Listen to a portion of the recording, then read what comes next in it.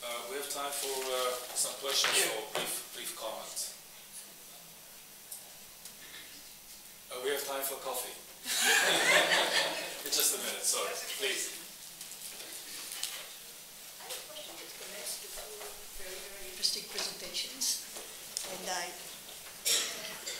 and I wonder whether obviously Leora talked about the right to truth, which I think is a very interesting and should be a very controversial concept, because part of the debate that Vered was presenting was a struggle over the truth, over the narrative. What is the narrative that we are commemorating?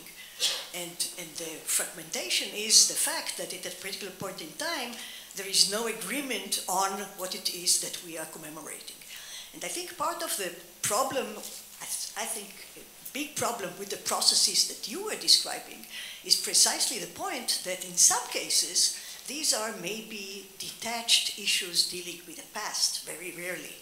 But usually what we are talking about is something that is extremely relevant to present day and conflates individual responsibility and a narrative. And I think, as you pointed out, the attempt to deal in the same kind of process and rhetoric with these two aspects is almost inevitably going to lead to an erosion in defendants' rights and to an erosion in an understanding of debates about truth. So I would challenge the, I think, kind of descriptive mode that you are taking in saying that this is a process that is happening without really, in a much stronger way, criticizing the kind of process, because it, I think, distorts the kind of very important processes that Vered was trying to talk about, and it threatens to make our thinking about these very general social issues legalized and relegated to a rhetoric of rights that is really totally inadequate in thinking about them. So I wonder why you're not more critical about using the rights discourse in this context. Thank you. I'm sorry if I was understood wrongly. I'm very critical of it, but this is my way to be critical. Expose the narrative says, oh, it's all for the best. We are progressing to more and more truth and to more and more participation of victims. And I wanted to show that this is not what is happening here, and there are major changes in the way in which truth was first taken out of the trial and then taken inside not only a trial, but a criminal trial. I made a difference between human rights.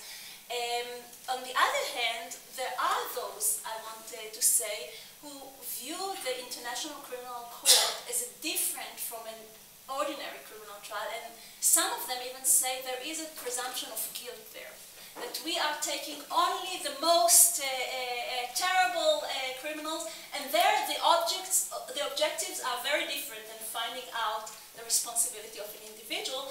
But this is on the extreme. I am saying that yes, we have to rethink what are our objectives of these trials, why do we want victims there, and how do we reconcile criminal trial with a certain process to this very different understanding of setting an official narrative of the history or of the past. So. Yes, please. This probably isn't a fair question. I enjoyed it. We like unfair questions. But and it may sound crazy, but when you were talking about the Truth and Reconciliation Commissions and then the change in them from seeking the truth to criminal trials, I was wondering whether you can comment on the show trials that people used to have in the Soviet Union that smacks of the same thing, but you didn't mention it at all. So, okay, that's it. Actually, it's a great question, because the whole other of this field of transitional justice is built on the first time in which law and politics was usually, in liberal theory, depicted as the opposite. You can't have a political trial. The whole field of transitional justice transformed this understanding by saying, okay, we cannot continue to the future, without dealing with the past. And by necessity, since it's a new regime, it's going to be a political trial. And so they sought to find a liberal justification of political trials that will set them apart from short trials. The problem is, it's not so easy to make this distinction, and all these ironies that I'm trying to show that the problematic. I think we can think of different, Judith Schlau was writing about a very interesting way in which, okay, the trial is trying to come with the truth. It's political by necessity, but at least we give due process rights to the defendants, which you don't have in short trials. But we can discuss it. But you pointed exactly to the dilemma and to what they don't want to talk about, these short trials. Yatir, please. Yes, thank you. My question, which I haven't yet formed, my question, which I still didn't manage to formalize to myself, is to Vered. I liked very much your model, and you have three agencies here. One, or I don't know, classifications. One is political culture, the other is timing, the third one is the agents of memory. Memory tends to change. So I wonder where in this classification you would introduce an alteration of memory or reprocessing an alteration, because I assume that the memory of the assassination of Lincoln is not the same now than it was there. All those, thank you. All those three dimensions are not static. Political culture of a society can change. The agents of memory can lose power, and some of Rabin's agents of memory, by the way, already lost power. Some of them are no longer with us, for example, and the timing is changing. The relevance of the past to present circumstances can change. So at the end of the day, memory will be changing, probably because it's unstable. And all those three dimensions are never static. They're all in a process all the time. And basically, part of the reason that the memory of Abraham Lincoln has changed tremendously, because basically, when I look back at when Lincoln was assassinated, he was pretty hated throughout. He barely made it to the election 6 months before he was assassinated, barely. And then it took 60 years, and for an entire generation to basically be dead, and for a whole new perception of the Civil War being a bit farther away from it, and the memory is changing. Nothing in Lincoln has been changed, of course, but the whole social context around it has changed. The same can happen here too. Yes, please. Up there. Sorry. Yes. So my question is both to Vered and Leora. Thank you very much for your presentations. My question is, what are we aiming to achieve at the end? And it's either through the legal system or through the more broader cultural realm that you refer to, Vered. Are we trying to reach a unified narrative about the past, or are we trying to reach some sort of a plurality? And Vered, you talked about the multivocal dimension of the commemoration of the Vietnam War. My question is, are we risking some sort of forced unification of the memory? And it also applies to the legal field, Leora. I'm thinking about, if we're so willing to give room to the victims, aren't we, at the end, in some sort of a contrarian view, will reach a very, very shallow narrative about the past, because we're trying to put so many views and perspectives and to mitigate so many opinions. So what is because collective memory is basically a narrative, and we talked about it. Is it a unified narrative, or is it a plurality of narratives that somehow have to reside together? And in the case of Rabin, I think this question is very pertinent, because we're seeing some sort of a shallowification of the memory of Rabin in the let's say, the formal way of commemoration. Thank you. Thank you. Please. Thank you. Actually, I'll answer you through the South African experience. And it's true, the idea there was to give recognition to the victims, and to come to a kind of solidarity. And the result was that in the report of the Truth Commission, they talked about plurality of truth. So what they gave up is the idea of an objective truth. And what more, if you look at all of the, and I investigated it, all of the Truth Commissions around the world, who are the agents that are not part of the Truth Commissions? Historians. You have lawyers, you have sociologists, anthropologists, and you ask why are historians excluded? Precisely for this reason.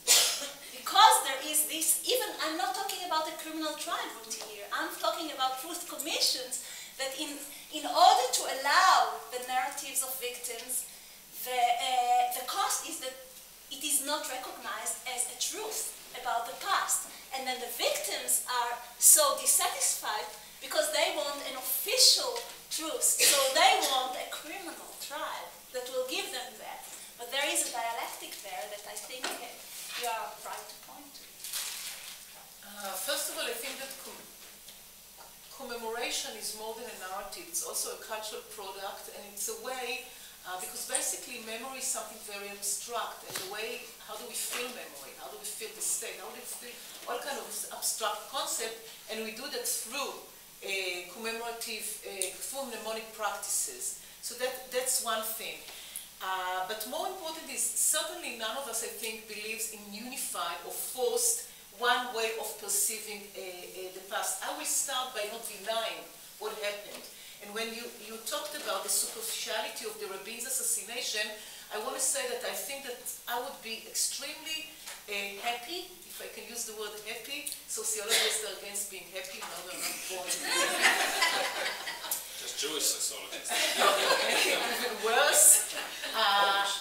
I think that what happened in Israel is that in order not to deal with the truth, with the context of the assassination, people kept talking and made Rabin into a legend. Rabin is not supposed to become a legend, and it was kind of paying brothers. So we keep talking about Rabin rather than talk about the assassination.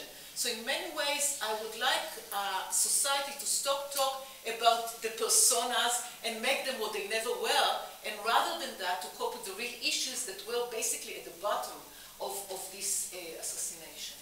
Thank you. Before we disperse, just may I use my privilege as moderator. Lior, you focused on victims' rights and the question of truth. Could you help us focus on the question of memory in a few minutes? Because sometimes, I felt lost. What is the relation of this specifically to memory? So a few sentences to help us think with you. Thank you. I think that the connection for me is that I see that a trial or a truth commission as a sign of trying to establish collective memory. And for me to see how the truth investigation is being changed by moving it from the control of the collective, being it a prosecutor or being in other, to individualized voices that do not agree with each other has repercussions about the way we construct collective memories in these sites. What will be the effect of it, I don't know yet, but it's interesting to see who is the agent of truth and memory there. So it is not in the privatization control. Yes, it's a individualization and juridification. So I think truth or memory is, by implication, is going to change as a result of this. Thank you very much. Thank you all. You're breaking for coffee.